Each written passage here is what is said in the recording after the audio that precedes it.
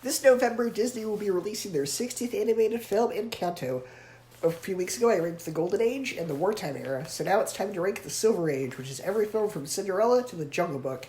This batch of films is notable because they were the last batch of films to be personally overseen by Walt Disney, with the Jungle Book being the last movie released before his death. Some films in this era are also notable for being made in a widescreen format, as opposed to the 4:3 aspect ratio of the previous films up to this point. Now, I did change my list a couple of times while making it because there aren't a lot of films in this list that are that great, but I think I finally found a list that I'm kind of satisfied with. But even then, there's not really one big, really epic movie on this list except for the last couple. But let's get started. Coming at last place at number 8 is Lady and the Tramp. This movie's cute. That's it. It's just cute. It's a simple love story about two dogs, and it's clearly made for dog lovers and people who like talking dog movies, but there's not a lot to it. Number 7, Cinderella.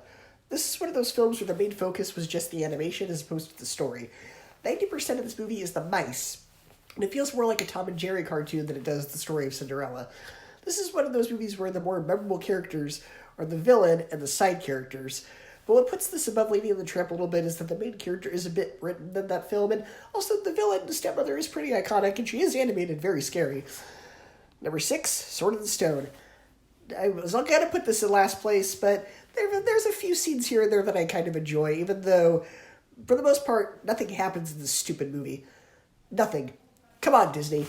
You had the opportunity to tell this big epic tale of knights and wizards and dragons, but you spend it by making Arthur a whiny brat. You put a villain in the movie who doesn't need to be there and just kind of shows up in the last act for no reason.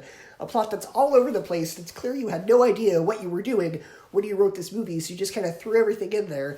The sword is introduced in the first 5 minutes, and then nothing is done with the sword in the stone until the last 5 minutes. Most of this movie is just Arthur being taught by Merlin, and there's not really a lot that goes on with this. Now, the reason it's not quite a last place is because I did have a little bit of fun with that magic battle between Merlin and Madame Mim, but and there were a few moments that I got a couple of chuckles out of. But if you want to see Arthur and Merlin before they were Arthur and Merlin, just watch the BBC show Merlin, because that's actually really well done, and that's how Disney should have done this. Number 5, 101 Dalmatians. Story's not the best. Like I said, for like Lady and the Tramp, it's a little bit more for people who just want to see dogs and cute puppies doing cute puppy things. But Cruella de Vil is such a fun and iconic villain. Number 4, Sleeping Beauty. It's a little bit higher on this list than it should be, but it's mainly because Maleficent is just such a great villain who just kind of enjoys being evil and will stop at nothing to succeed, which is why I'm really mad that they screwed her up with the Maleficent live-action movies. This film also has a very exciting third act with a big epic battle. Number 3, The Jungle Book.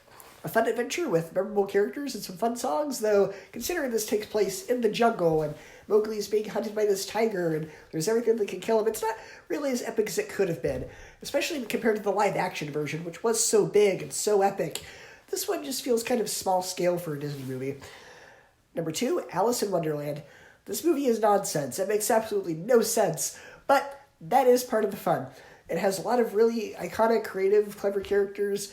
The songs are kind of hit and miss, but it's still kind of a fun little movie. But coming in first place is Peter Pan. This has a great story, great characters, just all around good time. Whether you want to see pirates or mermaids, you just want to go on this fun little adventure with the boy who never grows up and just kind of spend time with Peter Pan. I really enjoy this movie. So it comes in at number 1. So go ahead and share a ranking of the Disney Silver Age, and I will see you next time.